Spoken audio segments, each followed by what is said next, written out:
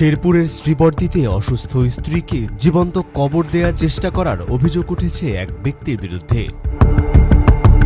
শুক্রবার বিকেলে উপজেলার কাকিলাকুড়া ইউনিয়নের খোসালপুর কানিপাড়া গ্রামে এ ঘটনা ঘটে। স্থানীয়দের ভাষ্যমতে ৬৫ বছর বয়সী খোরশেদা বেগম দীর্ঘদিন ধরে অসুস্থ ও শয্যাশায়ী। ওই দিন বিকেলে স্বামী খলিলুর রহমান তর্কাতর্কির এক পর্যায়ে বাড়ির উঠানে গর্ত খুঁড়ে তাকে জীবন্ত কবর দেওয়ার চেষ্টা করেন এবং শারীরিকভাবে নির্যাতন করেন।